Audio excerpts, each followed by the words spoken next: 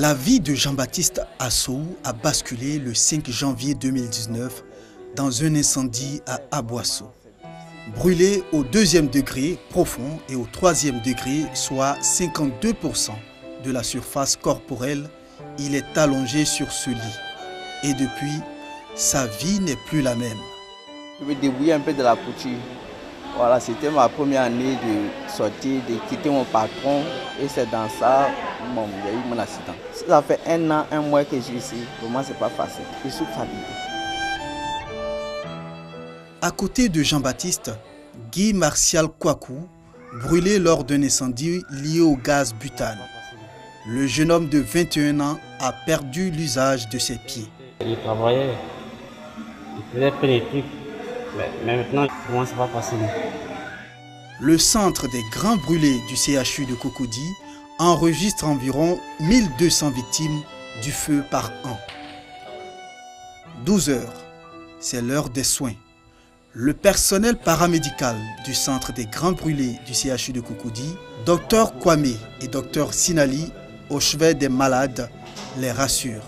Pour le reste du temps, c'est vrai que tu peux dormir, mais tu ne vas pas vouloir dormir tout le temps aussi. Parce qu'il faut que tu manges. Il faut que tu manges. Si tu manges. D'accord. Pour le soir, on va te trouver la solution. Hein? Ici, les grands brûlés sont soumis à des soins bien souvent douloureux. Mais le plus difficile, selon Dr Sinali, c'est d'accepter leur nouvelle image. Pendant qu'on est en train de les prendre en charge ici, on essaie de communiquer avec eux et souvent même de leur présenter à un certain moment un miroir qui se redécouvre tout doucement. Mais il faut dire que malgré ça, ils n'acceptent pas forcément leur situation et leur entourage ne les aide pas. Et comment l'entourage pourra les aider? Il faut communiquer avec son parent pour lui dire que la brûlure n'est pas une fin en soi. Pour remplacer la chair perdue par les patients et favoriser la cicatrisation, ces médecins ont recours à la greffe.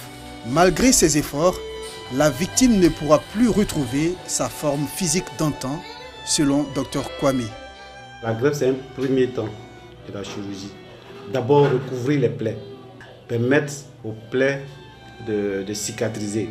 Dès l'instant où les plaies sont cicatrisées, maintenant on peut passer à la phase de réparation.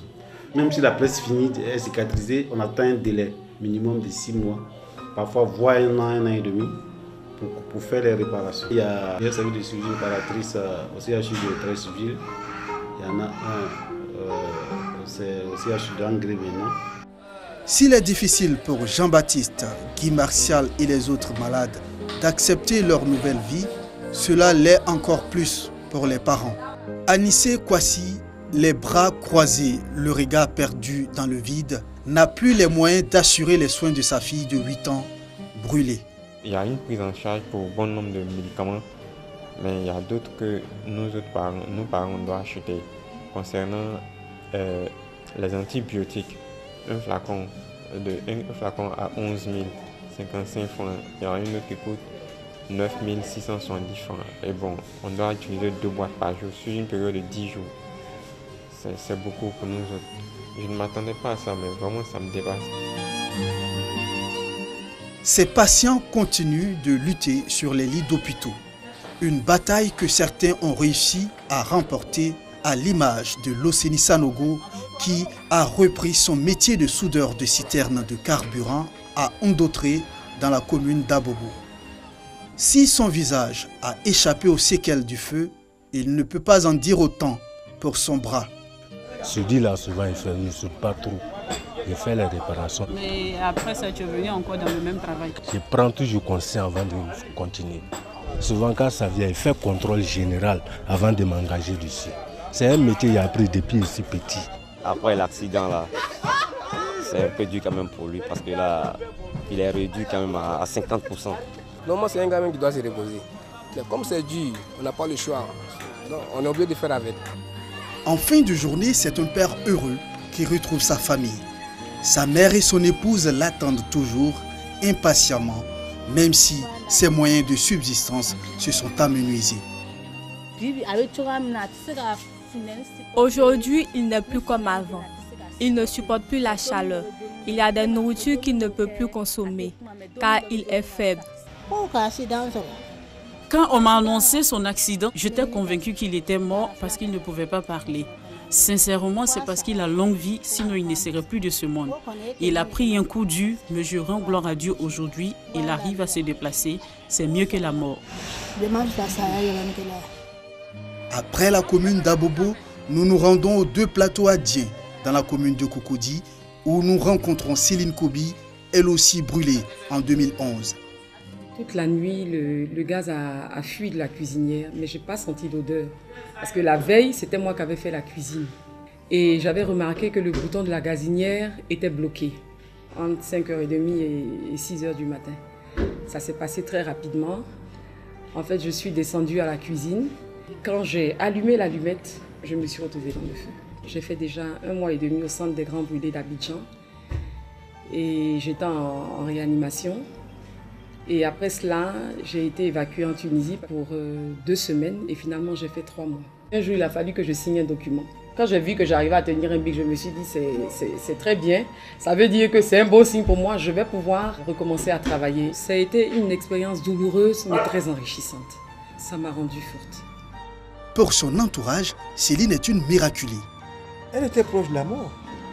Tous les matins, vous avez dépensé 125 000 francs pour mettre des produits. Acheter ça, je n'avais pas cet argent-là. Donc, au sein de la famille, chacun avait ses petits moyens. On a pu réunir les moyens qu'il faut, miraculeusement aussi.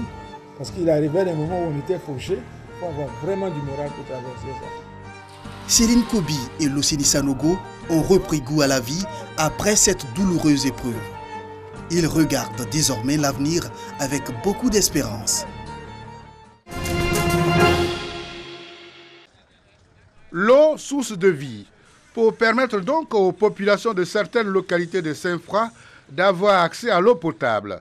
Le département est en chantier.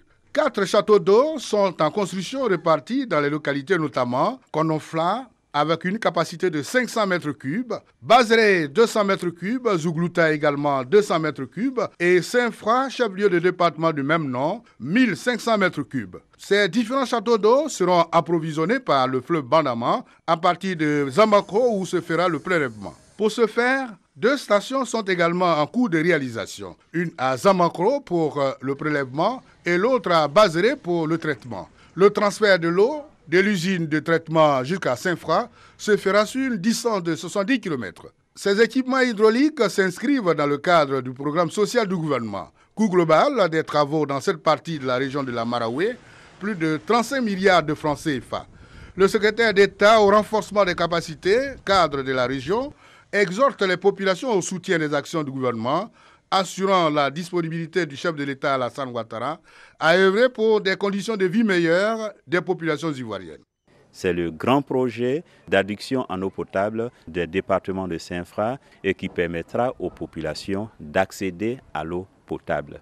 Il est important que toutes ces actions soient connues pour que la population sache que le gouvernement, quand on dit l'État travaille pour vous, ce n'est pas juste de la propagande, c'est une réalité. En plus des châteaux d'eau, la ville de Saint-Fra connaît également un autre chantier de construction, celui de la chambre locale des rois et chefs traditionnels. Église évangélique Mission internationale des églises miracles de Yopougon, Kenya. Les fidèles rendent grâce à Dieu pour ses bénédictions et prient pour la paix et la stabilité en Côte d'Ivoire. Selon les responsables de l'Église, sans la paix, rien ne peut prospérer dans le pays. C'est une action de reconnaissance à l'Éternel qui a permis que la Côte d'Ivoire soit en paix, que ses dirigeants soient là, que le président de la République soit en bonne santé, que les pasteurs continuent de travailler, parce qu'il y a des pays où les églises ne peuvent pas se réunir pour travailler. Nous prions pour qu'il y ait la paix dans ce pays. À quelques mois des élections présidentielles, les leaders et guides religieux intensifie les prières pour un scrutin apaisé. Dans les églises et mosquées, les fidèles sont invités à demeurer dans la foi et à être à l'image d'Abraham et du Christ en se mettant au-dessus de toute considération politique. La chose la plus chère, c'est la vie. Si vous prenez des risques, vous perdez la vie, vous perdez tout. Donc c'est le message que l'islam peut donner à la jeunesse et à l'ensemble de la classe politique pour dire que nous avons tous intérêt à ne pas cultiver la haine. Nous avons tous intérêt à mettre balle à terre. Les consignes sont claires, Les populations doivent prévaloir la tolérance et l'amour du prochain dans l'intérêt de la nation. Au moins 24 personnes, dont le pasteur d'une église protestante, ont été tuées lors d'une attaque dimanche dans le village de Panzi, dans le nord du Burkina Faso. 18 personnes ont été blessées et d'autres enlevées.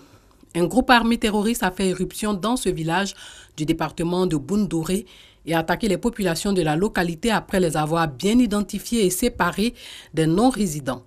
Les blessés ont été évacués à Seba et Dori pour des soins selon les autorités.